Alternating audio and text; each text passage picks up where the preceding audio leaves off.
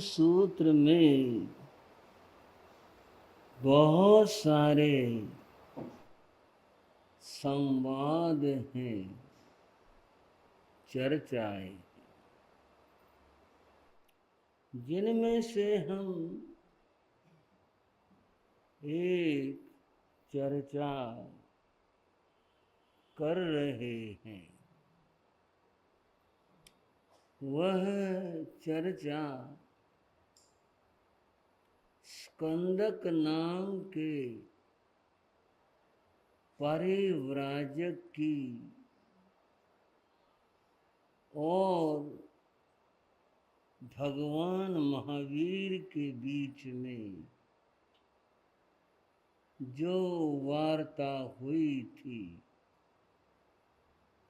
उसकी चर्चा मैं कर रहा हूं।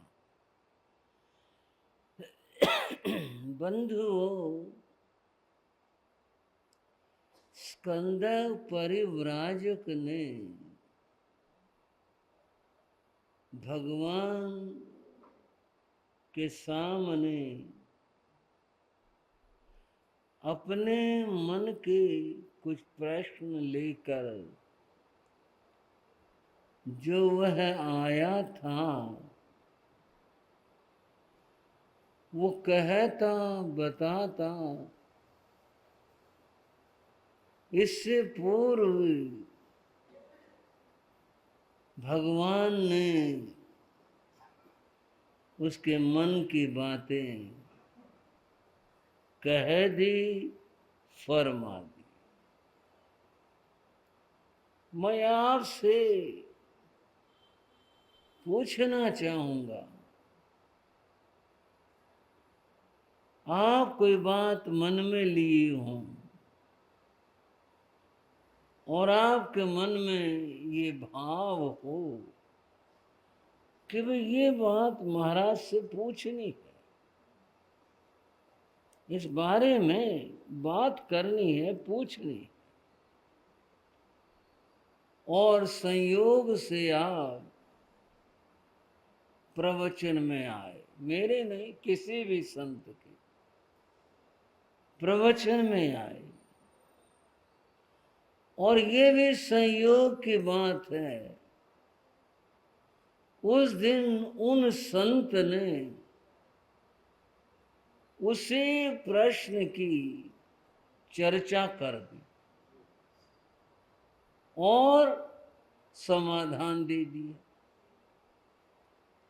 तब आप कहते हैं महाराज को क्या पता था, मेरे मन का ये सवाल है, या महाराज ने पहले ही कह दिया, मैं पूछता, महाराज ने बता दिया।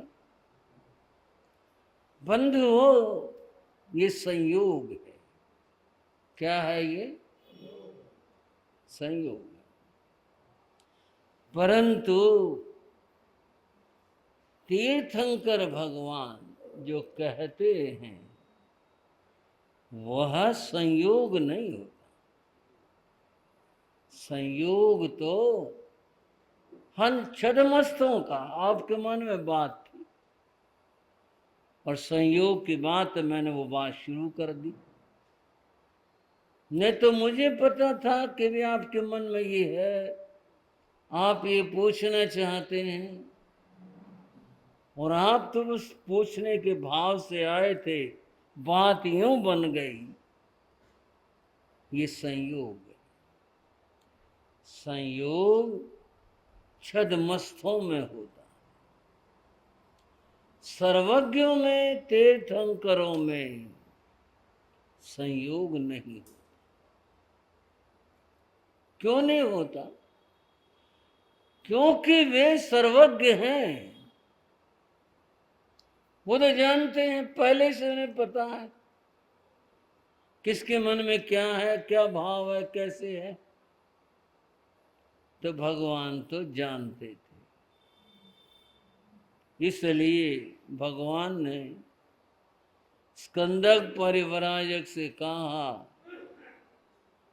तुम 5 प्रश्नों को उत्तर जानने के लिए मेरे पास आए। क्यों भाई, त्रिनगर वालों, भगवान सर्वज्ञ थे, जानते थे। वो चकित रहा, इन्हें क्या पता मेरे मन में 5 सवाल हैं, और भगवान ने सवाल कह दिए। जिस समय भगवान ने कहा तुम लोक के बारे में जानना चाहते हो, श्रावकों भगवती सूत्र सुन रहे हो, थोड़ा सावधान होकर, इससे मेरा मतलब और कुछ नहीं है, सावधान तो आप हैं ही, लेकिन थोड़ी और सजगता के साथ में बात को समझेंगे। तुम लोक के बारे में जानना चाहते हो, ये जो लोक है इसका नाम लोक इसलिए है, लोक थे जो देखा जाता था, अथवा जिसमें धर्मास्ति अधर्मास्ति जीव पुद्गल काल आदि द्रव्य पाए जाते हैं, वह लोक है। ये जो आकाश है ये सारा का सारा लोक है। इसके जहां तक शादी है या अनंत है, यह अनंत है। न तो इसका निर्माण हुआ न इसका कभी नाश होगा, बस ऐसे ही था, ऐसे ही है, ऐसे ही था। इसके 2 भाग, एक लोक है एक अलोक है। जहां ये धर्मास्ति धर्मास्ति आदि द्रव्य पाए जाएं उसका नाम लोक है, और जहां ये न पाए जाएं उसका नाम अलोक। ये है जो अलोक है, उसका अलोक का बस अनादि और अनंत है।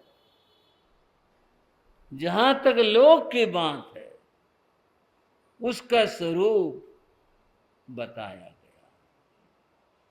ये जो आपने चित्रों में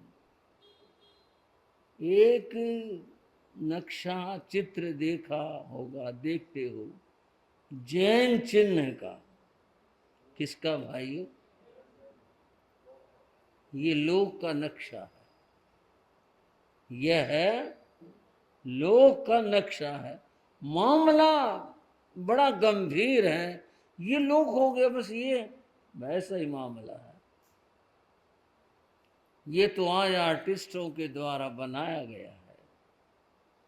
इसका जो पहला स्वरूप है, दुनिया कहूं, लोक कहूं, संसार कहूं, क्या शब्द कहूं, अद्भुत है समझने का। शादी और विवाह में हरियाणा में, और जगह की तो मैं कहता नहीं, एक चीज बनाई जाती थी, खाने की नहीं, बस एक चीज बनाई जाती थी। उसको सोन कहो, उसको रिवाज कहो, उसको कुछ कहो, वो बनाया जाता था, अब भी बनाया जाता है। और वो क्या बनाया जाता है? वो एक बड़े वाला दिया लेकर, बड़े वाला दिया, उसको औंधा रख दिया और उसमें छेद होता है, उसके ऊपर वही बड़े वाला दिया उसके ऊपर सीधा रख दिया, उसके ऊपर एक और दिया फिर औंधा रख दिया, उसके ऊपर एक और फिर सीधा दिया रख दिया। क्या कहते हैं उसको? हाँ, ये बोली हमारी बहनें, मांडा कहते हैं उसको। और उसके बीच में एक नाला सा डाल देते हैं, फिर वो करके रस्सी से डाल देते हैं, और उसको जो बीच वाला है ना हिस्सा, वो जो डिब्बी सी बन गई, उसमें मट्ठी भी रख देते हैं। कई जगह पता नहीं क्यों रखते ना, कुछ खाने का कुछ, हाँ जी प्रधान जी उठ पर बैठ गए तो उसमें खाने की मट्ठी सी भी रख देते हैं। बंध हुआ नीचे अधोलोक है, बीच में मध्यलोक है और ये ऊपर ऊर्ध्वलोक है। मांडा जो है ये लोक का नक्शा है। मतलब क्या है इसका? भाई दुनिया, ये दुनिया में रहते और ये मट्टी रखी है ना, ये खाना पीना मध्यलोक में है। अर्थात इस प्रकार का भोजन मनुष्यों में और त्रियंचों में ये है, बाकी ना देवों का ना नारकों का है। बस इस दुनिया में तुम हो, इसको समझ लो। बीच में की जो नाला है ये त्रस नाड़ी है, ऊपर नीचे जीव आते रहते हैं जाते रहते हैं और यूं दुनिया में लोग जी रहे हैं। संसार है, स्वरूप को समझ लो। कुछ आत्म कल्याण की बात करना तो पार निकल जाओगे और नहीं तो इसी में रहोगे। कैसा रहा जी मांडे की व्याख्या लोक के साथ? ठीक है ना? ऐसा ही है ना, यूं ही बनाते हैं ना। बस ऐसा ही चित्र ये बना हुआ है, पर इसमें बड़ी गहराई है। जो ये जैन चिन्ह है ना, इसमें बड़ी गहराई है। दरअसल यह है, इस प्रकार का चित्र है जैसे, अब कुछ चीजें बैठ के समझाने की होती, सब प्रवचन में नहीं हो पाता। ये एक मनुष्याकृति है, यह है मनुष्याकृति है। और वेद में ये बताया सृष्टि में एक ही वह पुरुष है, एक वो पुरुष है, एक पुरुष है, वो यही है। बाकी सब इसके अंदर है, जो भी कुछ है, इससे बाहर और कुछ भी नहीं। जो कुछ है बस यही है। वो जो बात थी जिसकी हम चर्चा करने चल रहे थे, भगवान ने स्कंदक परिव्राजक को बताया कि यह जो लोक है, यह लोक जिसमें ये द्रव्य पाए जाए, एक बात, इसके दो हिस्से हैं, एक अलोक है, एक लोक है। अलोक अनंत अनंत है, लोक अनंत है, परम विशाल है। इसमें ही सब कुछ, जीव भी अजीव भी सब इसमें रहते हैं, इसमें वास करते हैं, इसमें रहते हैं। ये स्थान है, इस प्रकार इसका रूप है। तुम्हारा पूछना था कि यह जो लोक है यह अनादि अनंत है, सादी शांत है, क्या है? यह अनादि और अनंत है। इसका कभी न निर्माण हुआ और न कभी इसका अंत हो। पर एक बात और समझ लो, इस सारे स्वरूप को छदमस्त कुछ अंश रूप में सुन सकता है, अंश में वह सोच सकता है, समग्र रूप में इसको मात्र केवल ज्ञानी ही जानते हैं, छदमस्त नहीं समझ सकते। अब जो बात अपने ज्ञान से परे की है, सुन ली, ठीक है। उसके मन में आया, चल लोक की बात हुई, पर लोक में वास करने वाला जीव है, और जीव एक तो है नहीं, अनंत अनंत जीव है। उसके बारे में समझा जाए कि जो जीव है, जरा समझ ना, बात थोड़ी सी गहन आसान भी करूंगा, परंतु जो गहराई की बात है वो समझ लो। यह जो जीव है इसके अनेक नाम हैं। इसको जीव भी कहते हैं, इसको आत्मा भी कहते हैं, इसको प्राणी भी कहते हैं, इसका नाम भूत भी है, इसके और भी बहुत सारे नाम। पर हम केवल जीव शब्द की बात करते हैं। जीव किसे कहते हैं? बंधुओ, आपको आत्मा को कहते हैं, ठीक बात है, आपके आत्मा को कहते हैं, पर बात कुछ समझने की है। जीवती, जो जीवन को जीता है, जो जीवन जीता है, उसका नाम जीव होता है। जो जीवन जीता है उसका नाम क्या होता है? उसका नाम जीव होता है। यह जीव अनादि और अनंत है, कभी जीव का निर्माण नहीं हुआ। कोई ऐसी तारीख नहीं, कोई ऐसा समय नहीं जब यूं कहा जाए ये जीव तब बना था। यह तो अनादि है, सदा से। उस सदा का कोई आर पार नहीं है। सदा कब से? बस सदा से है। और बंधुओं, अनंत है, इसका कभी अंत भी नहीं होगा। यह जीव, एक बार बोलना है, यह जीव हाँ अनादि है और अनंत है। कभी इसका प्रारंभ नहीं हुआ, इसका अंत भी नहीं होगा। ये जैन धर्म की मान्यता। एक मान्यता और है इसके साथ में, ये अपने आप में स्वतंत्र है। यह अपने आप में स्वतंत्र है। आप कहोगे कर्म के वश में, कर्म की बात अलग है। पहले ये बात समझो। और जो दार्शनिक हैं और जो चिंतक हुए, सबकी अलग अलग मान्यताएं हैं। किसी की कोई भी मान्यता हो, हमें किसी की मान्यता से कोई आपत्ति ऐतराज नहीं। ठीक है, अपनी अपनी बात कोई कैसे भी माने। जैन धर्म ये मानता है कि जीव अनादि और अनंत।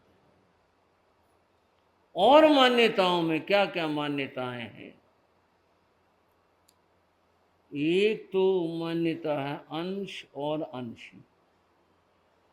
वो क्या चीज होती है कि जैसे समुद्र एक है, ऐसे जीवन शक्ति परमात्मा एक है।